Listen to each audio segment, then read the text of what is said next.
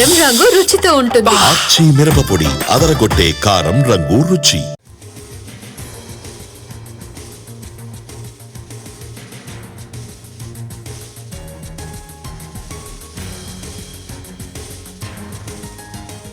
AP governor Abdul Nazir ను YCP నేతల బృందం కలిసింది. స్థానిక సంస్థల ఎన్నికల సందర్భంగా తమ పార్టీ నాయకులపై జరుగుతున్న దాడుల మీద ఫిర్యాదు చేశారు.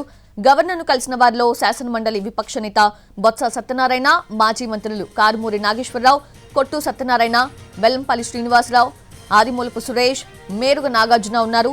వైసీపీ బృందంలో ఎమ్మెల్సీలు లేళ్ల అప్పిరెడ్డి, మొండితోక అరుణ్ కుమార్, కల్పలతారెడ్డి, మాజీ ఎమ్మెల్యే మల్లాది విష్ణు కూడా ఉన్నారు.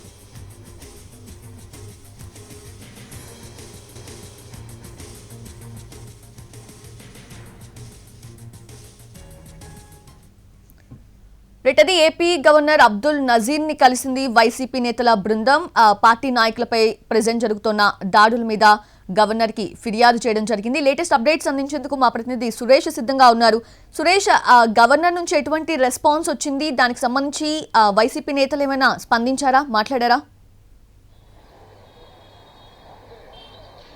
సౌజన్య, కొద్దిసేపటి క్రితమే వైసీపీకి సంబంధించిన నేతల బృందం విజయవాడ రాజ్భవన్లో గవర్నర్ అబ్దుల్ నజీర్ని కలిశారు. ఎవరైతే శాసనమండలి ప్రతిపక్ష నేత బొత్స సత్యనారాయణ ఆధ్వర్యంలో దాదాపు 14 మందితో కూడిన వైసీపీ బృందం గవర్నర్ నజీర్తో కలిసి గత 2 రోజులుగా ఏదైతే రాష్ట్ర వ్యాప్తంగా స్థానిక సంస్థల ఎన్నికల నేపథ్యంలో చోటు చేసుకున్న పరిణామాలపై ఫిర్యాదు చేసిన పరిస్థితి ఉంది. ఏదైతే నిన్న పులివెందుల కాన్స్టిట్యున్సీకి సంబంధించి ప్రచారంలో ఉన్న ఎమ్మెల్సీ రమేష్ యాదవ్ పై దాడి జరిగిన నేపథ్యంలో ఆయనపై దాడి చేసిన అనంతరం కూడా అటు తెలుగుదేశం పార్టీకి సంబంధించిన వ్యక్తులపై ఫిర్యాదు చేసి ఇంతవరకు అరెస్టు చేయలేదనే విషయాల్ని గవర్నర్ అబ్దుల్ నజీర్ దృష్టికి తీసుకెళ్లినట్లుగా తెలుస్తుంది. మరోవైపు ఏదైతే భయభ్రాంతులకు గురిచేసి అటు జడ్పీటీసీతో పాటు మరికొద్ది ఎంపీటీసీ సర్పంచ్ స్థానాలను సైతం రాష్ట్ర వ్యాప్తంగా తెలుగుదేశం పార్టీ కైవసం చేసుకునేందుకు పోలీసులను ఉపయోగించుకుంటుందంటూ వారు ఈ సందర్భంగా గవర్నర్ దృష్టికి తీసుకెళ్లినట్లుగా తెలుస్తుంది. అయితే మరోవైపు తెలుగుదేశం పార్టీ సంబంధించి పూర్తి స్థాయిలో శ్రేణులు తెగబడి తమ పార్టీ కార్యకర్తలపై దాడులు చేసి